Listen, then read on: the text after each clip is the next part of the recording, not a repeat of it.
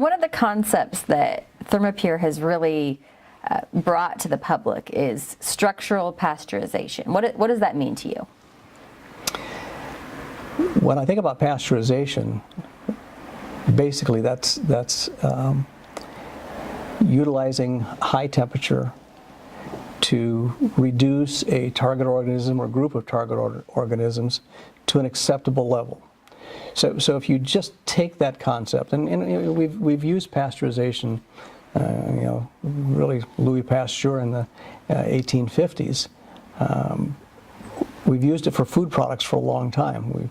We use pasteurization for soils. There are other applications as well. So to apply it to a structure, you just take those same concepts, and we are applying high temperature to a structure for a target organism, and we're going to reduce that target organism to an acceptable level. Pasteurization does not kill everything. It's not a sterilization process. It's to reduce it to an acceptable level. Mm-hmm. So structural pasteurization in for apple juice in a jar or something like that is fairly simple. In a building, in a structure, it's complex. But the concept is the same. We have a target organism. It may be mold, it may be bacteria, it may be bugs, insects, bed bugs, termites, whatever. But we're going to reduce those to whatever we've defined or someone else has defined as an acceptable level. Right. And when we first introduced this technology, people didn't think it was possible. You probably still run into people who don't think that structural pasteurization is viable, that it'll drive mold deeper into the structure is one thing that we hear. We hear a lot of different things of even though the concept is simple, why it won't work in pasteurizing a building. Well, it's not easy. Right. So this is true. How do you coach people through the complexities of applying high temperatures to a building where all the materials can be different from room to room, from place to place?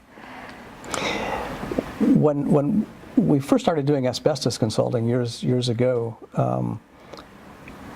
what I'd found was people who understood buildings and understood the materials that buildings were made of had a greater ability to recognize where asbestos was being used.